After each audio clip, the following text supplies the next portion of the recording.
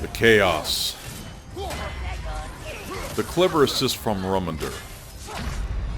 Which, to be fair, was pretty funny. Getting nearly clipped by one of Vodder's punches as I was resuscitated. Keeping an eye out for Berserkers as Freya is running for her life. The shaky camera from the ice shower attack, making me miss my mark on the fireball. Fireball incoming along with the leap attack. Yeah, it took me another 3 weeks to figure out a flow for this fight.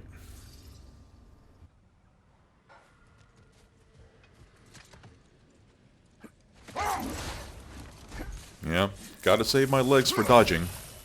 Anywho, DMA here with another God of War Ragnarok no upgrade run Berserker challenge. Welcome to the 8th video in this series I'm calling the Basic Berserker Blueprints. We're doing a girls' night out with Svipdagr and the Illska sisters, and we are continuing down our list of Berserkers done in difficulty. They aren't the final Berserkers we will face before we get to Hrolf, but I will explain why the next Berserker was the one I needed saved for last when I get to uploading that video next week. But in the meantime, the usual no upgrade run spiel. No upgrades to Kratos or Freya's weapons, shields, armor, runics, relics, skills, Spartan Rage, or anything that requires experience points or expands health and rage bars. No accessories are allowed for Kratos or Freya. The Talisman of Mange and Winter's Bite are free to use since they were forced into my arsenal. Dark Odyssey armor pieces and accessories will only be equipped since they have no perks or stat boosting attributes. The Dauntless Shield is the weakest shield and is the only one I will equip. Resurrection Stones are allowed. If anything affects stats and makes the player stronger, it doesn't have a place here unless it's forced in my arsenal by the game. Now, after the insanity of fighting off the Berserker duo of Bodvar and Starloff, I think we were able to walk away with some much needed adjustments in how we tackle these next tombstones. Not using the enemy lock-on function. Getting a grasp on camera maneuvering so we can keep visuals on our neighboring Berserkers, and allowing our focus to not be sucked in by the engaged Berserker. These are the skills that we will need to carry into this fight and the next Berserker fight. I am using the spear for this fight simply because the sisters have an attack where they send a single fire or ice ball and it floats towards you. I could throw the axe or the blades at it, but after watching me trying to destroy one of the floaties in the intro of this video, I'd rather have multiple quick attempts at it, and the spear is the best weapon for that purpose. And when I defeat the big Berserker, Svipdagr, I could switch between the blades and axe based on which sister I'm fighting, but I don't want to deal with swapping weapons. The spear is a great middle ground for this situation. So we have 2 health bars in this fight, and one is unlike the other. Svipdagr has her own health and stagger bars, while the Sisters of Illska share a single health bar, and they do not have a stagger meter. I know it seems like a good idea to go after the sisters first, but Svipdagr ain't gonna make it easy for you. She never diverts her attention away from you, at all. She's not throwing hands at Freya, so while it's tempting to chip away at a single health bar that could take down 2 characters, the fact is it's easy to deal with Svipdagr and occasionally deal with the sisters than it is to deal with a sister while constantly dodging and evading the big Berserker. It didn't work for me. I gave it a serious run for about 2 days or so. With the restrictions of a no upgrade run, it simply doesn't make sense to focus on the sisters first. You can give it a try, but it's going to get old. Now that Svipdagr is almost done, let's talk about her attacks. The good news is she has no unique attacks to learn. They're all the usual variety of Berserker options. What makes fighting her so difficult is having to keep an eye out for the other sisters when they decide to step in. So, the attacks. There's the single yellow attack slash, a slow 2-slash attack, the last hit being a yellow attack, and a red leap attack. She also has 2 different 4-slash combos. There's the quick 4-slash combo and the spinning 4-slash combo. Both of these combos have the first slash being a yellow attack and ends with a red attack. However, when her health is below 50%, the spinning attack expands from being a 4-hit to a 6-hit combo. The sisters have their own set of attacks. There's the Fire Elemental Sister and an Ice Elemental Sister. They share the same set of attacks, just wrapped in their own element. There's the Ground Crawler attack, the 2 fast projectile sling, and these can be deflected back at a neighboring Berserker. There's also the red homing projectile balls, and that is from an aerial stance, and the red single slow floater, which they launch on the ground. The floater is why I prefer to use the spear. A quick toss of the spear and you'll pop that floater. Easy peasy.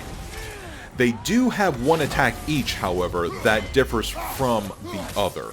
Both are red unblockable attacks. The Fire Sister sends out a volley of slow-ish fireballs when she's floating in the air. For the Ice Sister, she will also float in the air, and instead of multiple red, small red highlighted areas, there are 3 larger red highlighted areas with ice falling from above. Again, nothing we haven't seen before from the previous Berserkers. Now that Big Sister has been dealt with, the sisters will directly engage with you, instead of providing support with the occasional projectiles.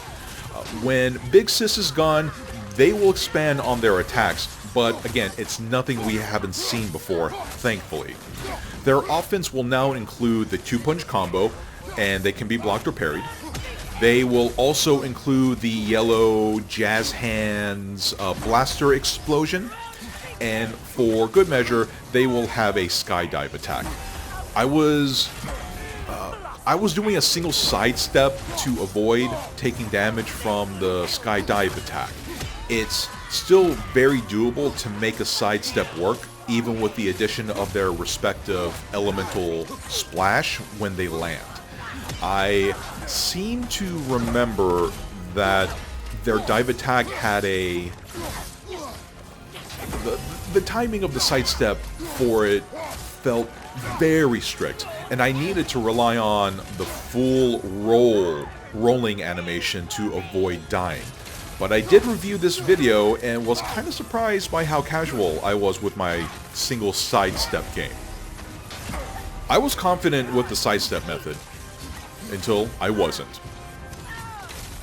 And, by the way, a slight tangent about accessing the tombstone in Alfheim. When I was working on my no upgrade campaign run, I ignored all of the side missions. I just wanted to get from point A to Odin, but I didn't consider how some side missions were required to progress the main story, like freeing the first Helgeva and clearing the sandstorm to access the northern region of the map. That was already a pain. Because in the campaign run, I've expressed multiple times how common enemies were so much more difficult than the bosses. The elves in the area. So many deaths from the elves. The elf lords specifically. I would much rather fight 4 Berserkers at one time than have to deal with a pile of elf lords ever again.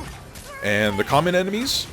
They're the reason for this last unnamed Berserker being labeled the worst Berserker fight. But let's get back to the sisters. Here is why I saved Rage, but at the same time, I'm close to finishing off the sisters. Normally, I would turn Rage back off so I can rebuild Rage back for recovery purposes, like for these botched parries that I tend to mess up. But I decided to use my entire Rage bar and get in as much damage as I could. Not only do I have a Resurrection Stone in my possession, but it's a Berserker Resurrection Stone. It allows me to come back from a death blow with full rage, which, at this point, I'm going to use it because I had a brain fart. Honestly, I don't know what happened. I've watched that clip a dozen times, and I don't know. But at this point, I feel that using the rage was now completely justified.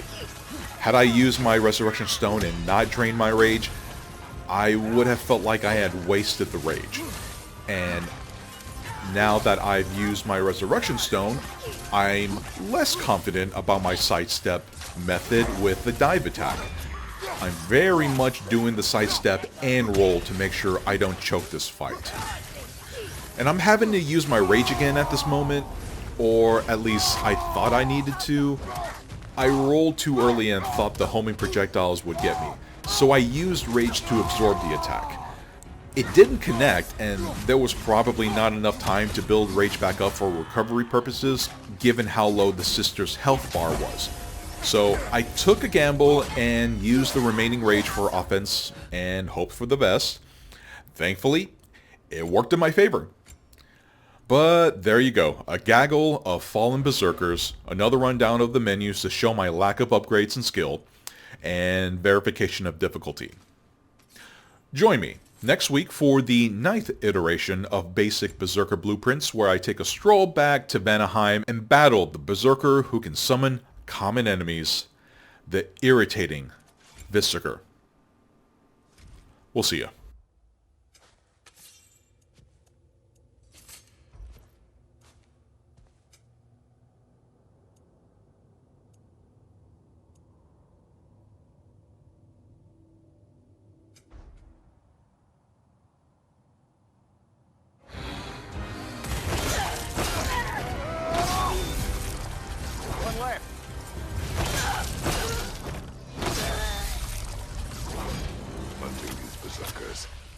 I am reminded of our search for the Valkyries 2 winters ago.